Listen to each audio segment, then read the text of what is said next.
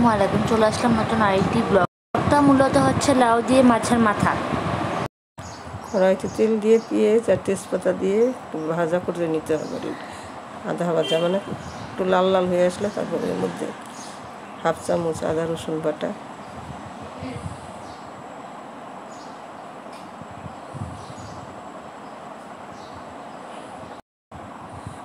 আদা রসুন দিয়ে একটু ভেজে নিয়ে একটু সামান্য পানি দিয়ে দিতে হবে।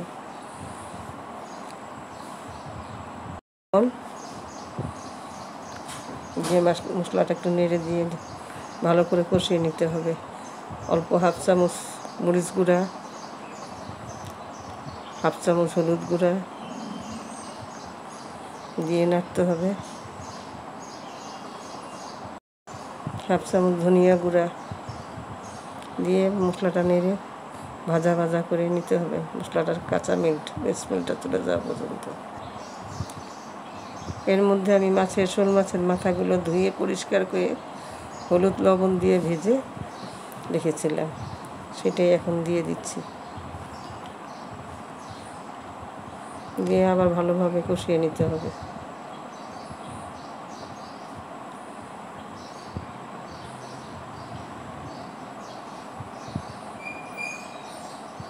কষানো হয়ে আসলে মাথাটা কষানো হয়ে আসলে এখন লাউটা দিয়ে দিতে হবে।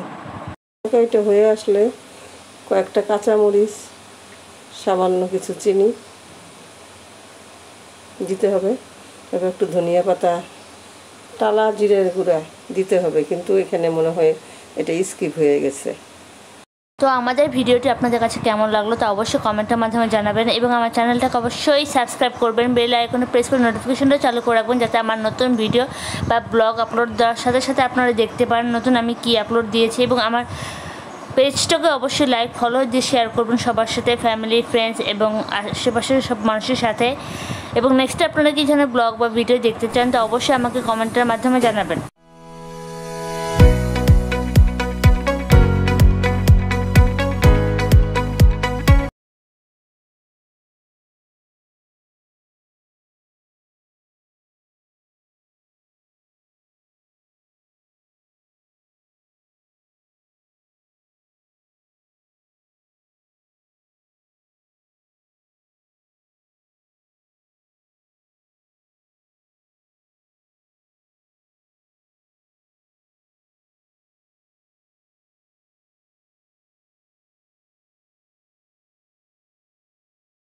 লাউটা ভালো করে কষিয়ে গেলে একটু ঝোল দিয়ে দিতে হবে। পানি দিয়ে দিলে একটু কাঁচামরিচ, একটু চিনি,